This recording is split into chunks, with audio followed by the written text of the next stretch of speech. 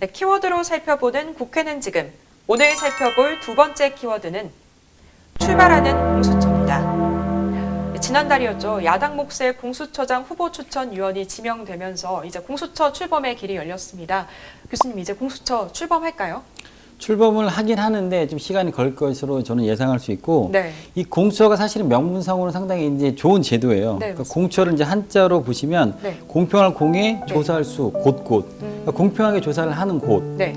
그러니까 고위공직자의 부패를 이제 파헤치는 게 이제 주요 목적인데, 네. 그러니까 예를 들어서 네. 그러니까 현직 검사가 부정을 저질러도 사실은 검사가 그러니까 수사와 기소를 하기 때문에 네. 현직으로 파헤치기가 쉽지 않아요. 어렵죠. 네.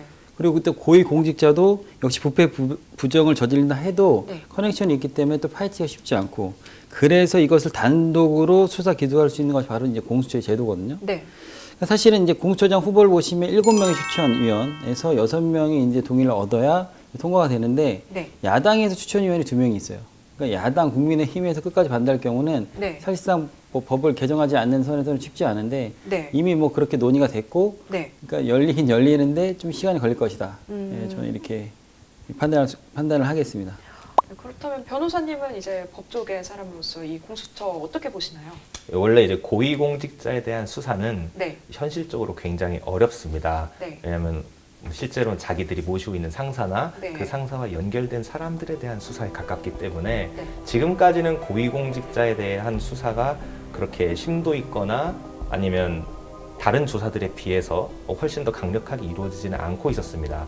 그런 점은 이제 지속적으로 문제가 제기되어 왔고, 그래서 공수처나 이제 뭐 아니면 고위공직자라든지 아니면 특별하게 높은 지위를 가지고 있는 사람들을 별도의 수사기관을 통해서 수사를 해야 된다, 이런 주장은 이제 지속적으로 법조계에서 제기는 되어 왔었고요. 네. 이 법도 사실 준비된 연한만 보면 10년 넘게 이런 수사를 하는 전문기관이 필요하다라는 점에는 공감대는 어느 정도 형성이 되어 왔습니다. 네. 그런 차원에서 원론적으로 공수처는 필요하긴 하다, 이렇게 말씀드릴 수는 있는데, 네. 문제는 이제 지금 형태의 공수처가 과연 바람직한 것인가, 이런 부분에는 약간의 의문이 있습니다. 네.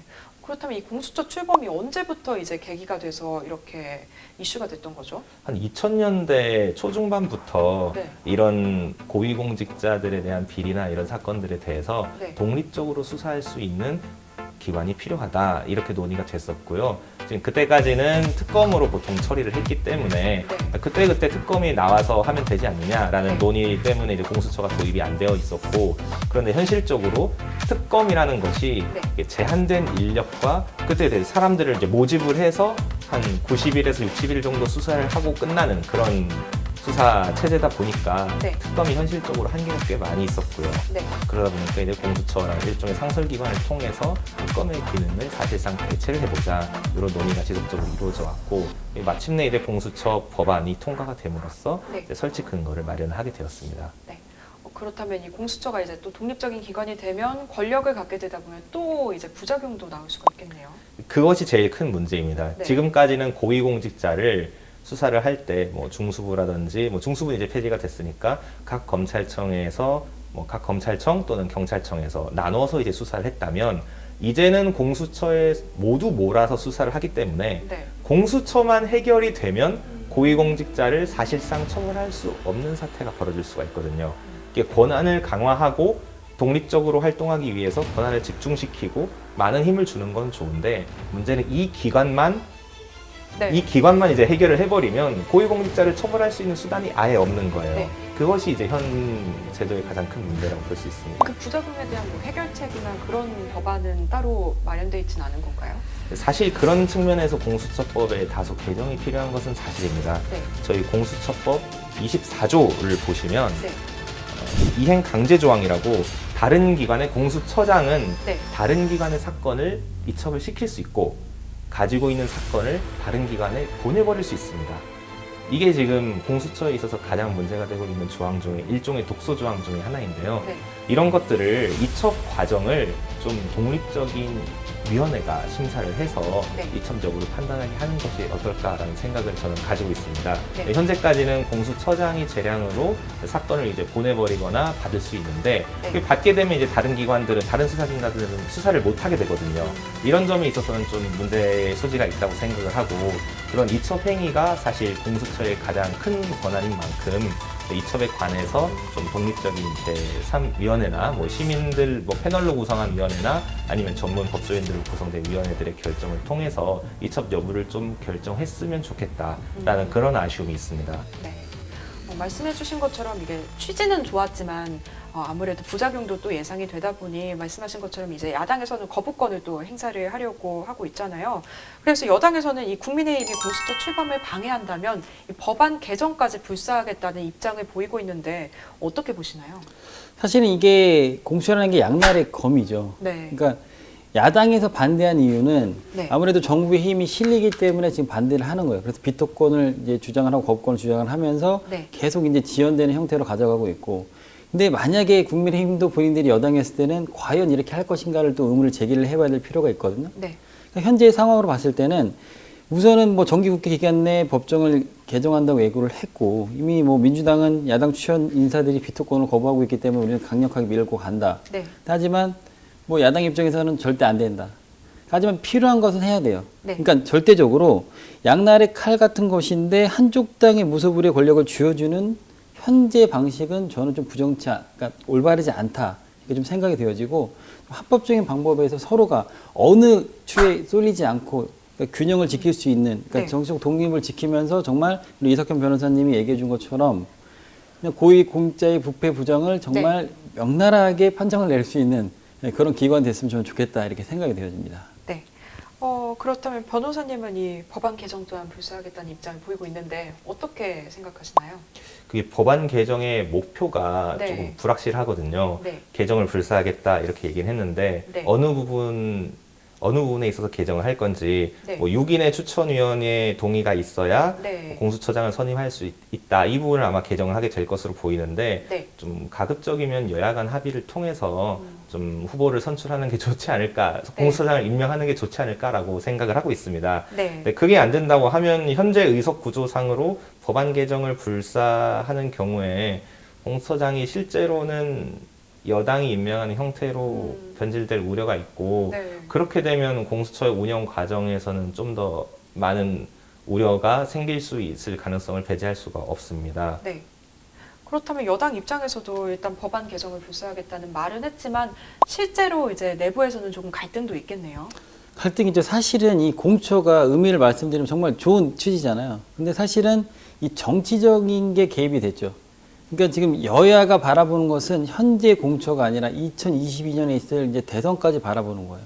그러니까 우선 정치적으로 네. 어느 당이 이제 당권을 잡았을 때 이제 힘을 가져갈 수 있냐 이 권력 싸움인 거죠. 네. 그러니까 지금 시점에서 공처가 출범이 되게 되면 아무래도 현재 있는 여당이 유리할 수밖에 없는 상황으로 야당은 이제 판단을 한 거고 네. 야당 입장에 이렇게 계속 반대를 하는데 어찌됐든 간에 국민의 88%는 공처가 이제 출범하는 것에 찬성을 하거든요. 네. 그만큼 양날의 검이긴 한데 중립성을 잘 지키면서 정말 견제를 할 수 있다면 그보다 더 좋은 기관이 아닐까 저는 그렇게 생각이 되어져요.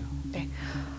이 공수처법 정말 이 우여곡절 끝에 일단은 이 야당 몫의 두 사람이 4명의 후보를 추천을 했습니다. 먼저 이 야당 몫으로 지명된 두 사람을 먼저 살펴보면 임정혁 그리고 이현 변호사님인데 어떤 사람인가요?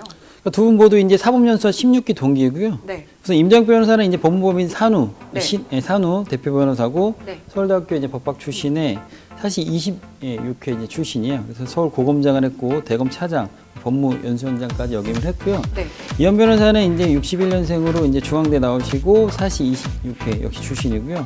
이게 박근혜 정부 시절에 이제 대한법률구조공단 이사장 역임을 했고 역시 세월호 특별조사위원회 부위원장을 역임했고 현재로는 시민과 함께하는 이제 변호사들의 공동대표 또 네. 한반도 인권과 통일을 위한 변호사 모임의 공동대표로 이제 참석하고 계신데 이 두 분 모두 법조계에서는 유명정대하다는 평을 갖고 있기 때문에 국민의힘에서는 네, 이렇게 두 분을 추천한 것 같습니다. 그렇다면 이 법조계에 계신 이석현 변호사님은 이 두 분 어떻게 보시나요? 어떤 분들인가요? 예, 뭐 전체적으로 야당 성향이 있긴 있지만 네. 너무 티나게 야당에 가깝거나 뭐 야당과 관련된 직접적인 활동을 하시진 않은 분들로 구성이 되어 있습니다. 네. 뭐 그런 차원에서는 어느 정도 중립적인 위원을 선출했다라고 말씀드릴 수 있을 것 같습니다. 네. 이번에 이 두 분이 추천한 분들이 4분을 추천을 했는데 이제 13일에 회의를 통해서 2명이 선정될 예정입니다. 하지만 이 4분이 모두 이제 검찰 출신이라고 하는데요.